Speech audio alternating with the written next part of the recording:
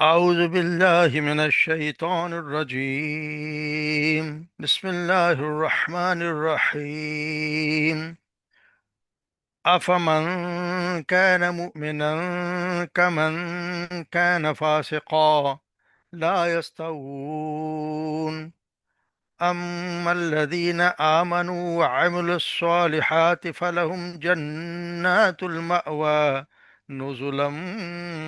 بما كانوا يعملون.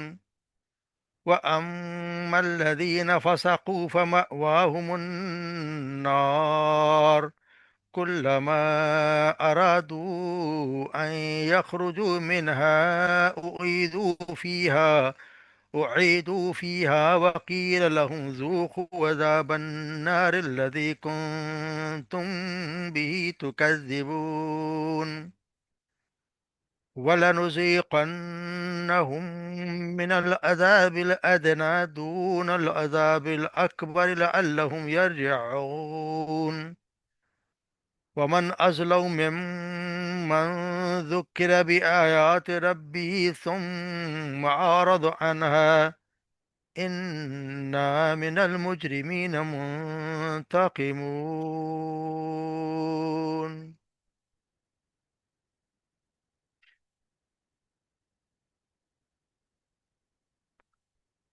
آفمن اور کیا وہ کان مومنن جو تھا مومن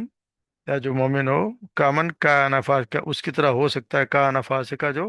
فاسق لا یستوون وہ برابر نہیں ہو سکتے. اما الذین آمنوا رہے وہ لوگ جو الذین جو ایمان لائے وعملوا الصالحات اور نیک عمل بھی کیے فلہم جنات المأوی ان کے لیے جنت المأوی جنت یعنی باغات رہنے کے لیے ٹھہرنے کا ٹھکانہ نزلم مہمان نوازی ہے بما کانو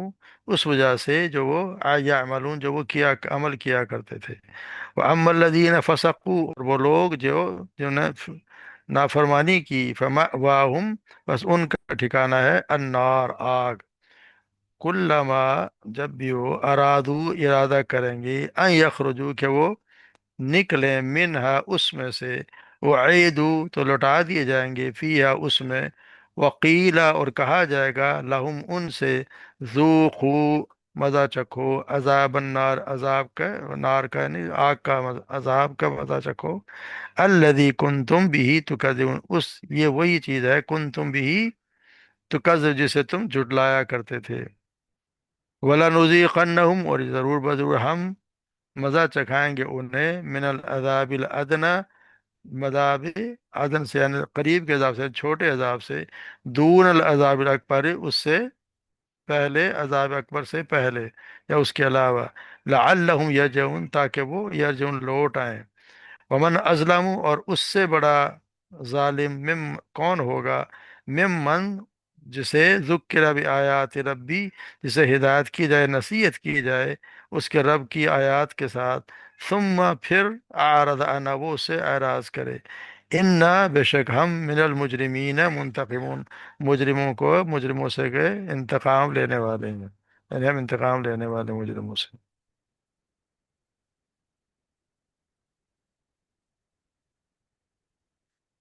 تو کل ہم جیسے ہم نے پڑھا ہے کہ جو لوگ مومن ہوں گے ان کے لیے اللہ تبارک و تعالیٰ نے کیا کیا چیزیں ان کے لیے چھپا کے رکھی ہیں. تو یہاں پھر اس پہ بات ہو رہی ہے کہ جس آیت میں کہا گیا کہ اگر یہ لوگ جس طرح فاسق ہیں یا مومن ہیں اور فاسق ہیں یہ دونوں اگر جیسے لوگوں کا خیال ہے کہ یہ خیال آئے کہ جی اگر اللہ تبارک و تعالیٰ اصل میں تو مومن وہ ہے جو اللہ تبارک و تعالیٰ کی آیات کو سن کے اس پر ایمان لائے اور اس پہ اپنا دل سے اس کے کلام کی تصدیق بھی کرے اس پہ عمل بھی کرے اور تو پھر اس کے بدلے میں اس کو وہ ملے گا جو اللہ تبارک و تعالیٰ آگے اس کے لیے کر رہے ہیں. اور فاسق وہ ہے جو اس کے اطاعت سے نکل جائے یعنی کہ جو نافرمانی کرے اور حکم عدولی کرے تو اس کی پھر یہ کافر یہاں اصل میں یہ کافروں کے استعمال ہوا ہے کیونکہ اللہ مومن کے لیے بھی آتا ہے تو پھر مومن کے مقابلے میں بھی کافر کی بات ہو رہی ہے. تو یہاں یہی بتایا جا رہا ہے کہ اس کے بتائیے کہ وہ لوگ دونوں برابر تو ہو نہیں سکتے کیونکہ ہو سکتا ہے کہ کسی انسان کے ذہن میں خیال آئے کہ یہ یہ تو کوئی بھی بحث کر کہ اللہ تعالیٰ کے خزانوں میں کیا کمی ہے؟ جی وہ چاہے تو جسے جس طرح دنیا میں ہے، اس نے مومن اور کافر سبھی کو اپنی نعمتیں دے رکھی ہیں، تو آخرت میں بھی وہ دونوں کو نواز دے۔ تو یہ فرمایا جا رہا ہے کہ یہ تو عدل و حکمت کے ہی خلاف ہے کہ بھلا ایک ماننے والا اس شخص کی طرح ہو سکتا ہے جو نہ ماننے والا ہو؟ ایک انسان متی اور فرمانبردار ہے، اور اس شخص سے کس طرح ہو سکتا ہے جو نافرمان اور باغی ہے؟ دونوں کا بھی برابر ہو نہیں سکتے۔ تو یہ نہ یہ دنیا میں ان کی زندگی کا انداز ایک ہے، نہ موت کے بعد اور نہ آخرت میں ایک ہوگا، نہیں وہ دونوں کسی حالت میں بھی ایک ہوں گے ہی نہیں، کیونکہ اللہ تبارک و تعالیٰ نے جگہ جگہ اپنی قرآن میں یہ بات بتائی ہے۔ جب سورہ جاسے میں آتا ہے ہم حسب الذین اجترحوا السیئات ان نجعلہم کالذین آمنوا وعملوا الصالحات، یہ وہ لوگ جنہوں نے برائیوں کا ارتکاب کیا، انہوں نے گمان کر لیا کہ ہم انہیں ان لوگوں کو ایک طرح کر دیں گے جو ایمان لائے اور ہم نے نیک عمل کیے، سواء محیاہم و مماتہم، کیا ان کا جینا اور ان کا مرنا برابر ہوگا؟ سا ما یحکمون، بہت برا ہے جو فیصلہ کر رہے ہیں۔ اس طرح اللہ تبارک و تعالیٰ سورہ سعاد میں فرماتے ہیں ام ناج الذین آمنوا وعملوا الصالحات کالمفسدین فی الارض، کیا ہم ان لوگوں کو جو ایمان لائے اور انہوں نے نیک اعمال کیا زمین میں فساد کرنے والوں کی طرح کر دیں؟ ام نجعل المتقین کالفجار، کیا ہم ان پرہیزگاروں کو اور بدکاروں کو ایک جیسا کر دیں؟ تو یہ اللہ تبارک و تعالیٰ کا جیسے سورہ حشر میں فیصلہ کر دیا لا یستوی اصحاب النار و اصحاب الجنہ،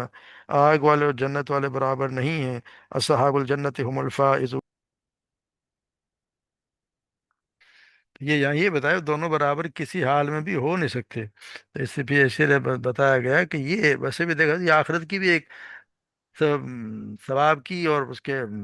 عذاب کی ایک نہایت عمدہ دلیل ہے، کیونکہ اگر اس دنیا کے بعد کوئی اگر دوسری زندگی نہ ہو تو پھر نیک اور بد تو سب یکساں ہو گئے، نیک اور بد کا یکساں ہو جانا پروردگار عالم کی حکمت کا تو بالکل خلاف ہے۔ جی یہاں سے جو مر کے چلے گئے پھر وہاں پہ کچھ بھی نہ ہوا تو سزا و جزا نہ ملی، تو پھر تو کوئی فائدہ نہیں، جہاں جو مرضی کرتا رہے پھر اس کو کوئی پوچھنے والا نہ ہو۔ تو یہاں بتایا جائے کہ ممکن نہیں ہے، کیونکہ جس نے بھی عمل کیا عمل الذین آمنوا وعملوا الصالحات، جس نے بھی نیک عمل کیے اور جس نے جو ایمان بھی لایا اور نیک عمل بھی کیے، تو ان کا تو ٹھکانہ بھی اللہ تبارک و تعالیٰ نے رکھا ہے جنت المأوا، ایک رہنے کی جگہ، یعنی اس کے رہنے یہ کوئی جنت ایسی ہوگی کوئی سیرگاہیں نہیں ہوں گی بلکہ ان کی قیام گاہ ہوگی جب ہمیشہ ہمیشہ رہیں گے۔ یہ ان کو ان کے سلے میں جو انہوں نے کام کیے اس کے سلے میں اللہ تبارک و تعالیٰ دیں گے، کیونکہ انہی لوگوں کو جو عمل صالح بھی کیے ان کے لیے ہمیشہ کے باغات ہوں گے، اور وہ دوسرے لوگوں کی طرح اور وہ ہمیشہ ہمیشہ کے لیے ہوگا۔ ایسا نہیں کہ جی بعد میں کوئی ختم، دنیا کی زندگی تو ختم ہو جانے والی ہے، مگر وہ جو جنت ہوگی وہ ہمیشہ کے لیے ہوگی، نزلا بما کانوا یعملون، اور اللہ تبارک یہ مہمان نوازی ہے، یعنی اصل میں یہ نزل کا جو مہمان کیا، یعنی مہمان کی آمد پہ جو جس طرح خاطر تواضع کی جاتی ہے، جو کچھ پیش کیا جائے، تو یہاں اندازہ لگائیں کہ اللہ تبارک و تعالیٰ ان کی مہمان نوازی کر رہے ہیں۔ اور پھر ہم جب کل پڑھا ہے کہ جی ان کے لیے اللہ تبارک و تعالیٰ حدیث میں کہہ رہا ان کے لیے کیا کیا چیزیں رکھی ہوئی ہیں، یہ تو یہ ویسے بھی دیکھا جائے تو یہ تو محض اللہ تبارک و تعالیٰ کا فضل و کرم ہے کہ اس کے نیک اعمال کی اور اس نے جنت بھی اس کو دے رہا، اس کی مہمان نوازی کا سبب بھی بنا دے، ورنہ کسی کا عمل بھی اس سے جنت میں تھا تو داخل نہیں کرے گا۔ جیسے کہ آپ صلی اللہ علیہ وسلم نے فرمایا کہ جب پوچھا گیا تو آپ صلی اللہ علیہ وسلم نے فرمایا سیدھے رہو، قریب رہو اور خوشخبری سنو، کیونکہ کسی کو بھی اس کا عمل جنت میں داخل نہیں کرے گا۔ تو لوگوں نے کہا کہ یا رسول اللہ کیا آپ کو بھی نہیں؟ تو آپ نے فرمایا مجھے بھی نہیں، اللہ یہ کہ اللہ تعالیٰ مجھے مغفرت اور رحمت کے ساتھ ڈھانپ لے۔ تو کسی اللہ تبارک و تعالیٰ ہمارے تو عمل کی کوئی ویسی کوئی حیثیت نہیں ہے، اللہ جانتا ہے کہ قبول بھی ہوتے ہیں کہ نہیں، مگر آپ صلی اللہ علیہ وسلم بھی کہہ رہے ہیں کہ مجھے بھی اللہ کا فضل ہوگا تو میں جنت میں جاؤں گا، تو ہمیں بھی ہمیشہ دعا کرنی چاہیے اللہ کے فضل کی کہ اللہ تبارک و تعالیٰ ہم پہ بھی اپنا فضل کرے، ان لوگوں میں شامل کر دے جن کا ٹھکانہ جنت ہوگی۔ اور پھر یہ فرمایا ان کے مقابلے میں اما الذین فسقوا ومأواہم النار، وہ لوگ جو جنہوں نے نافرمانی کی یعنی حکم عدولی کی، یعنی ان کا ٹھکانہ پھر کیا ہوگا؟ ان کا پھر تو ان کے لیے تو آگ ہی ہے، یعنی ان کے لیے تو پھر آگ ہے، یعنی اور پھر ان کے اس سے نکلنے کی بھی کوئی صورت بھی نہیں ہے، جب بھی وہاں سے نکلنا چاہیں گے ان کو دھکیل دیا جائے گا کہ وہ واپس وہیں جگہ جائے، اسی جگہ جاؤ جہاں سے نکلنے کی وہ کوشش کر رہے ہیں۔ تو ان کو یہی بتایا جائے، کیونکہ سورہ حج میں ہم پڑھا ہے کلما ارادوا ان یخرجوا منها من غم اعیدوا فیها وذوقوا عذاب الحریق، جب کبھی وہ ارادہ کریں گے صد گھٹن کی وجہ سے اس سے نکلیں، اس میں لوٹا دیے جائیں گے اور پھر کہا جائے کہ چکھو جلنے کا عذاب۔ تو یہ اللہ تبارک و تعالیٰ ان کو جہنمیوں کو، کیونکہ انہوں نے اللہ کی مان کے نہیں دی، تو جہنم پھر یہ ایسا ہوگا کہ وہ نکلنے کی کوشش بھی کریں گے تو ان سے نکل سکتے نہیں ہیں۔ تو انسان سوچتا ہے کہ یہ ظاہر ہے کہ جہنم سے کوئی نکلنے کی صورت تو ہے ہی نہیں، تو آگ سے نکلنے کا ارادہ کیسے کریں گے؟ اس کا اندازہ ایک لمبی حدیث سے ہوتا ہے، جس میں آپ صلی اللہ علیہ وسلم نے کئی چیزوں کا ذکر فرمایا جو اللہ تبارک و تعالیٰ نے انہیں خواب میں دکھائیں۔ ان میں سے ایک یہ بھی ہے کہ آپ نے فرمایا پھر اب ایک سوراخ کی طرف چلے جو تنور کی طرح تھا، اس کا اوپر کا حصہ تنگ اور نیچے کا کھلا تھا، اس کے نیچے سے آگ بھڑک رہی تھی۔ جب اوپر قریب آتی تو اوپر اٹھ آتے اور یہاں تک کہ نکلنے کے قریب ہو جاتے، جب وہ مان پڑتے تو واپس اسی میں چلے لوٹ آتے۔ میں نے کہا کہ یہ کون ہے؟ تو دونوں فرشتوں نے کہا کہ آگے چلو۔ تمام مشاہدات کے بعد ان فرشتوں نے بتایا آپ نے ان سوراخ میں سے جو کچھ دیکھا وہ زانی لوگ ہیں۔ واضح ہے کہ یعنی کہ یعنی اندازہ لگائیں کہ وہ کس پہ نیچے سے جا رہے ہیں اوپر جا رہے ہیں پھر واپس چلے جاتے ہیں۔ تو ایک بس بھی ایک حال میں رہنے سے انسان کی تکلیف کم ہو جاتی ہے، اس کی شدت کی وہ شدت رہتی نہیں، تو بار بار کے دہرانے سے پھر زیادہ شدت ہوتی ہے۔ تو اسی لیے جہنمی کے لیے آگ کی ماند ہونے پر ہر تمام اس کو تیزی سے اور بڑھا دی جاتی ہے۔ جیسے اللہ تعالیٰ نے فرمایا با واہم جہنم کلما خبت زدناہم سعیرا، ان کا ٹھکانہ جنت ہے، جب کبھی بوجھنے لگے ہم ان کو زیادہ بھڑکا دیں گے، یعنی ان کو اور بھڑکا، جب بھی وہ ارادہ کریں گے تو پھر اس کے لیے ان کو آگ اور بھڑکا دیں، نکلنا کے ارادہ یعنی ممکن ہی نہیں، وہ بھی ہمیشہ ہمیشہ کے لیے جہنم میں ہی رہیں گے، جس طرح مومن جنت میں رہیں گے تو وہ بھی ہمیشہ کے لیے وہیں پہ رہیں گے۔ اور وجہ اس کی یہی کہ الذی کنتم بھی، تم اس کا انکار کیا کرتے تھے، تم تو اس بات کا یقین کرتے ہی نہیں تھے کہ ہم مرنے کے بعد دوبارہ زندہ بھی ہوں گے، یا ہمیں اپنے اعمال کا سزا کو اس کا بدلہ بھی کوئی حساب کتاب بھی دینا ہے۔ تو جس کو تیز کو تم جھٹلایا کرتے تھے وہ آج حقیقت تمہارے سامنے آ گئی ہے، اور اس وقت تو مان بھی لیں گے، کلم پڑھ آئے کہ وہ کہتے ہیں ہاں جی ہم نے دیکھ بھی لیا سن بھی لیا اور اب ہمیں یقین آ گیا، مگر اس وقت کا اس کے لیے یقین کرنے کا کوئی فائدہ نہیں۔ یقین کرنے کی اور عمل کرنے کی جگہ تو یہ دنیا ہے، یہاں جو اس کے مطابق اللہ کے فرمان کے مطابق عمل کرے گا، اس کی مان کے چلے گا اور نیک عمل کرے گا تو اس کے لیے پھر ٹھکانہ وہ ہے جو اوپر بتایا گیا، ورنہ جو نافرمانی کرے گا تو پھر اس کے لیے یہ ٹھکانہ ہے جو اللہ تبارک ہم سب کو اس سے بچائے۔ اللہ، اور وجہ یہ ہے پھر اللہ تبارک وَنُذِيقَنَّهُم مِّنَ الْعَذَابِ الْأَدْنَىٰ، پھر ہم ان کو ضرور بضرور ہم عذاب دیں گے، ادنا یعنی کہ قریب کا عذاب، یعنی چھوٹا عذاب، دون العذاب الاکبر لعلہم، تاکہ وہ لوٹ آئیں۔ بڑا عذاب چھوٹا عذاب سے مراد یہ کہ دنیا کا عذاب ہے، دنیا میں جو چھوٹے موٹے عذاب آتے ہیں وہ تو بتایا یہ جا رہا ہے کہ اس کا مزہ چکھائیں گے تاکہ وہ بعد آ جائیں۔ آخر عذاب سے پہلے دنیا کا عذاب ہے، جیسے اس کا مراد یہ ہے کہ دنیا کی جتنی انسان کی خود کوئی مصیبتیں آتی ہیں، بیماریاں آتی ہیں، آزمائشیں آتی ہیں، اس کا کوئی جس سے بہت زیادہ محبت کرتا ہے دنیا سے چلا جاتا ہے، نقصانات بھی آتے ہیں، بہت مشکلات بھی آتی ہیں، اور قوموں کے لحاظ سے بھی اگر آپ دیکھیں تو کبھی بہت زیادہ بارش کی وجہ سے سیلاب بھی آ جاتے ہیں، کبھی قحط سالی بھی ہو جاتی ہے، اور آپ دیکھیں تو اور جتنی بھی آفات آتی ہیں، بارشیں ہو گئی نہیں بھی ہوئی، قحط آ گیا، پھر سب آج کل کے جو حالات ہیں، قتل و غارت گری ہے، جنگ و جدل ہو رہی ہے، فسادات ہیں ایک دوسرے سے، لڑائیاں ہیں یا مہنگائی ہے، جتنے بھی یہ طریقے یا حکمرانوں کا ظلم ہے، یہ سب مصیبتیں اور بیماریاں آزمائشیں ہیں، یہ آتی آزمائشیں اللہ تبارک و تعالیٰ اس لیے ان لوگوں کو مطلع کرتا ہے تاکہ وہ توبہ کر لیں۔ انسان اگر یہ آزمائشیں آتی ہیں ان سے توبہ کر لے تو پھر ان کے لیے ہے کہ اسے وہ نجات پا جائے گا، جس طرح اللہ تبارک و تعالیٰ سورہ توبہ میں جیسے فرمایا اللہ تبارک و تعالیٰ نے کہ اولا يرون انهم يفتنون في كل عام مرة او مرتين ثم لا يتوبون ولا هم يذكرون، اور کیا ان کو دکھائی نہیں دیتا کہ یہ لوگ ہر سال ایک بار یا دو بار کسی نہ کسی آفت میں پھنسے رہتے ہیں، اور پھر بھی نہ توبہ کرتے ہیں اور نہ نصیحت قبول کرتے ہیں؟ یہ تو اللہ تبارک و تعالیٰ کا ہر بار دکھاتا ہے، کسی نہ کسی انسان کو ہر طریقے سے دکھاتا ہے، کسی کو کسی طرح دکھاتا ہے، کسی کو کسی طرح دکھاتا ہے۔ پھر اللہ تبارک و تعالیٰ جو دوسرے جگہ فرماتے ہیں سورہ روم میں، جیسے ہم پچھلے دنوں پڑھی ہے، ظاہر الفساد بالبر والبحر بما کسبت ایدی الناس لیذیقہم بعد الذی عملوا لعلہم یرجعون، یعنی کہ خشک اور سمندر میں فساد ظاہر ہو گیا اس کی وجہ سے جو لوگوں کے ہاتھوں نے کمایا، اور تاکہ انہیں اس کا مزہ چکھایا جو انہوں نے کیا تاکہ وہ بعد آ جائیں۔ تو اس کے بھی یہاں پہ ہم دیکھتے ہیں کہ کفار مکہ کے لیے تو عذاب آ ہی گیا جب ان کو بدر کے میدان میں قتل کیا گیا، پھر کوئی کنویں میں پھینک دیا گیا۔ تو یہاں بتایا جا رہا ہے کہ اس سے اللہ تبارک و تعالیٰ چھوٹے چھوٹے عذاب بھیجاتا ہے تاکہ لوگ ان کی وجہ سے اس کے لوٹ آئیں۔ تو ہمیں بھی چاہیے کہ اگر کوئی پریشانی آتی ہے تو پھر اللہ اپنے گناہوں سے معافی مانگیں اور اس کی طرف لوٹ آئیں۔ یہ نہ ہو کہ بیماری میں پھر اللہ تعالیٰ سے کوئی ناراض بندہ ہو جائے اور اس کوئی کہ یہ بہت سے لوگ بیماری جیسے آیا، کوئی مصیبت آ گئی تو کہ وہ یہ میں ہی ملا تھا، جی ایسا مجھے میرے ساتھ ہو رہا ہے، کسی اور کے ساتھ نہیں ہو رہا۔ تو ایسے الفاظ سے گریز کرنا چاہیے۔ یہ تو اللہ تبارک و تعالیٰ کافر کو بھی مومنوں کو بھی سب کو آزمانے کے لیے یا اس کو اب اپنے طرف رجوع کرنے کے لیے چھوٹے چھوٹے مشکلات سے دوچار کرتا رہتا ہے، اور پھر اس سے انسان کو چاہیے کہ اس سے سبق بھی حاصل کرے اور پھر وہ اس کی طرف لوٹ آئے۔ پھر اللہ تبارک و تعالیٰ من ازلم ممن ذکر بآیات ربی ثم عارض عنہا، کہ اس سے بڑا ظالم کون ہوگا جس کو ہماری آیات کی اس کے ساتھ نصیحت بھی کی جائے اور پھر وہ ان سے اراض بھی کرے۔ یہاں پہ اس سے بڑا کون ہوگا، یہاں بھی اصل میں یہ استفہام سے مطلب انکاری ہے، یعنی اس سے بڑا ظالم کوئی بھی نہیں ہے۔ وہی بڑا ظالم جس کے سامنے جس کے رب کے آیات کے ساتھ نصیحت بھی کی گئی پھر اس نے منہ پھیر لیا۔ اور پھر یہاں سما کا مطلب یہ ہے کہ یہ بڑی تعجب والی بات ہے کہ آیات الہی کے ساتھ نصیحت کے بعد بھی اس نے ان سے منہ پھیر لیا۔ تو یہ بتائے کہ جب انسان اللہ تبارک و تعالیٰ کی نشانیاں دیکھ لے، قرآن میں وہ بتا رہے ہیں، رسول کے جو نشانیاں بھی اور ساتھ نظر آ رہی ہیں،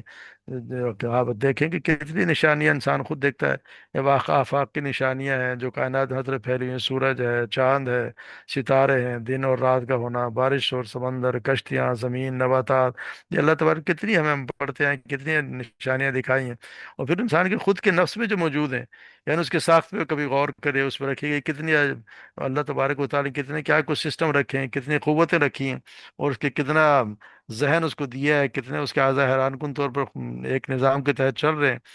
اور پھر اللہ تبارک و تعالیٰ جیسا سنوريهم آیاتنا فی الآفاق وفی انفسهم حتی یتبین لهم انہ الحق، یعنی ان قریب ہم انہیں اپنی نشانیاں دنیا کے کناروں میں اور ان کے نفس میں دکھائیں گے یہاں تک کہ ان کے لیے واضح ہو جائے کہ یہی حق ہے۔